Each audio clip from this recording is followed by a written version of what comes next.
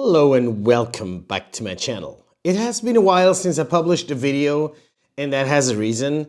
I am pretty engaged in a bunch of things in like work side, my professional life, and there's not that much time left. And then when I have time left for the workshop, sometimes I'd rather spend it just building stuff instead of making videos. And so the frequency of video postings might go down for a while. I hope you're fine with that. It is just, that's life, is waves, and sometimes you have more and sometimes you have less time. And before I start this next video, I would like to raise awareness about a special offer that I'm running with my Shaper Origin items, which is, as you might have seen recently, that base extension so you can do large pocket cuts. And we have the monster router bit 25 by 25.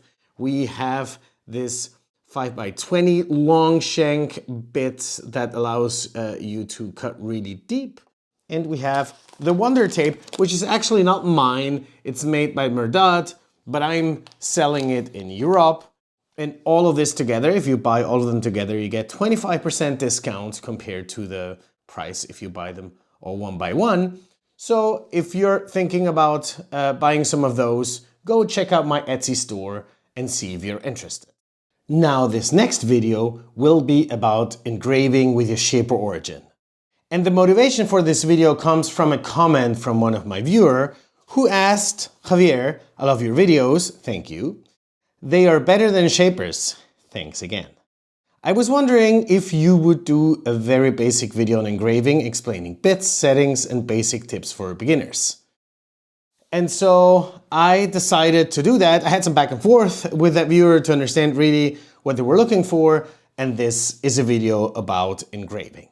If you engrave with the Shaper Origin, there is a piece that is pretty weird and that gets a lot of beginners off because they don't understand exactly how it works. And that is, if you go to the bit size and you tap on engrave, then the Shaper Origin tells you that your bit size is 0.5 millimeters. And when you go to a line, it will always show a very thin line. And that way of showing you your engraving bit and the thickness of your line is actually completely wrong. The reason for this is because the Shaper Origin is completely blind towards what engraving bit you're using. And so to understand the entire field here, we need to understand first engraving bits. So let's look at that more closely. We have here a picture showing you different engraving bits.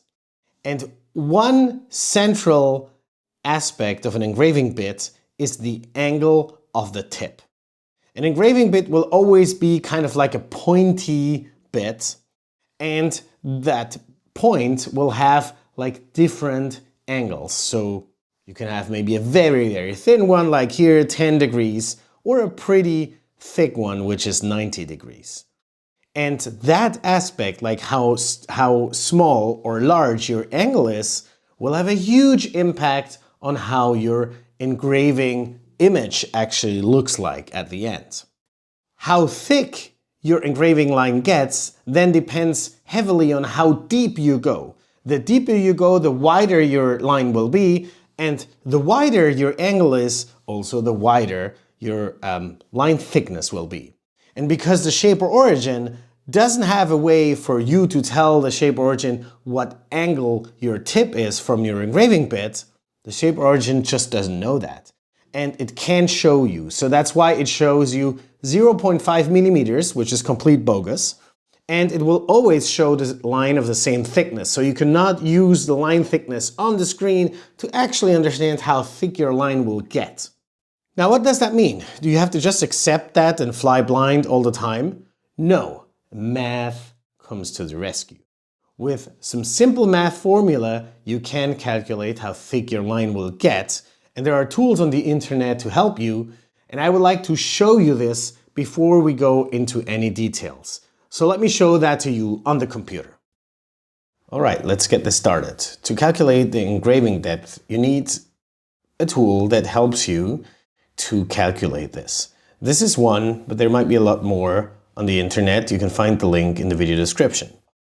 And what you can do here is like just with simple math, calculate how wide your engraving line will be depending on the bit angle and how deep you're planning to cut.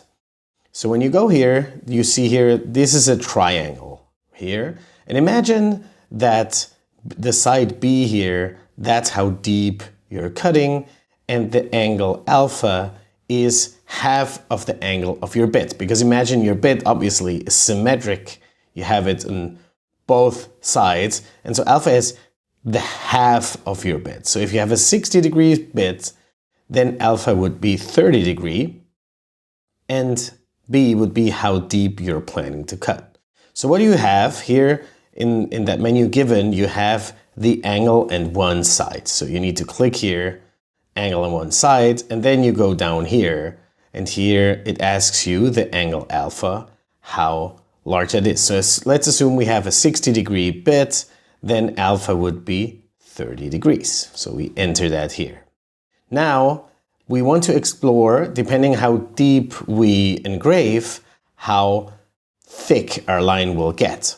So what we need to do is to assume a certain cut depth here with the side B.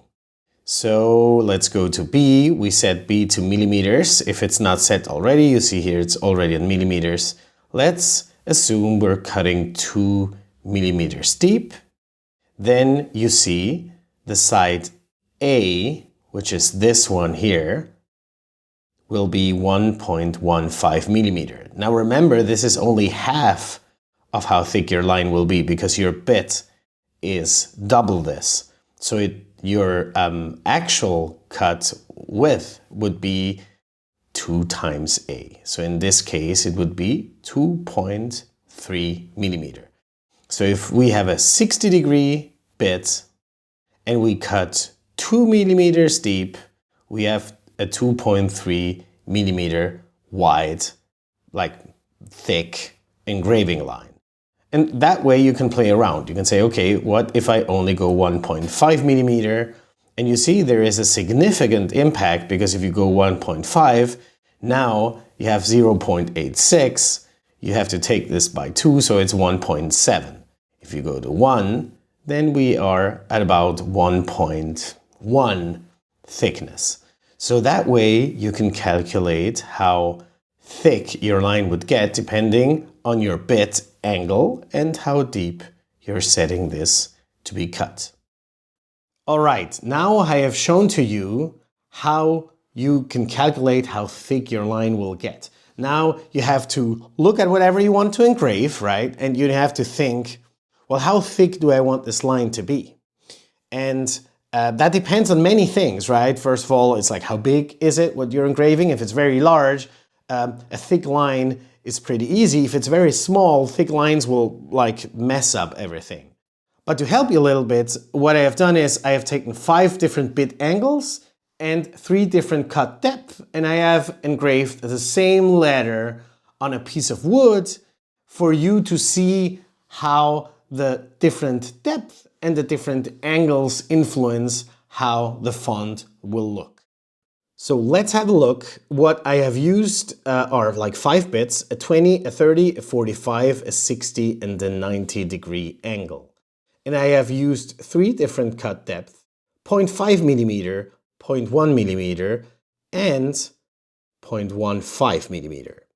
And here you see I have used the letter R because I thought it was a good letter to use because you have a curve, you have straight lines, you have angles, and that way you can like look at different aspects of engraving. And you see on the left-hand upper side, this is the small angle, like 20 degrees with different depth, and then we go on with the different angles up to 90. And you see how this letter R gets thicker and thicker the deeper you go, but also the wider your angle is. So that means if you want to go really scientific about it and know how thick your line will get at the end, you need to know the angle of your engraving bit, and then you need to calculate with this calculator how deep you have to set the engraving depth to get that width that you're looking for. Now, do I do this all the time? Of course not. Like, I'm in the workshop, I'm not taking out my laptop and trying to calculate those depths. Typically what I do is I think, well, how thick do I want the line to be? And so I choose the angle of the engraving bit, and then I start with a very like small depth, 0.5, and I look at it looks, and then I go deeper, 0.7, 1, and I just observe until I have the kind of look that I want.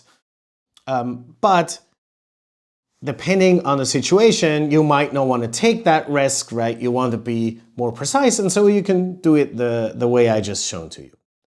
What is really important is that you cannot use the line and how it's shown on your shape or origin to understand how thick the line will get. So how do you do that? You calculate how wide your cut will be depending on the depth. So let's say we have a 60-degree bit, we go 2 millimeters deep, so we know it's going to be about 2.2 millimeters. Now I just lie to the shape origin and enter 2.2 as bit size. And then I use the screen to check how it will look like. It's kind of an approximation, right?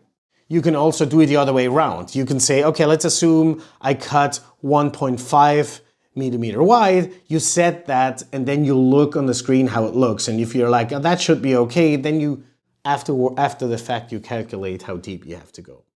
So this is really complicated, I understand, and my main message here is it's actually not necessary. The important thing is that you know your bit, the line thickness will not be 0.5 like it's shown on your shape origin, and you can approximate it and start shallow and then go deeper and check out how it looks, and that should be good enough for most cases. But if you need to go scientific, I have just shown you how to do that. All right, I hope this video was helpful. If it was, don't forget to give me a thumbs up, to subscribe to my channel, check out on Etsy my special offer about my shape origin extensions, and see you around.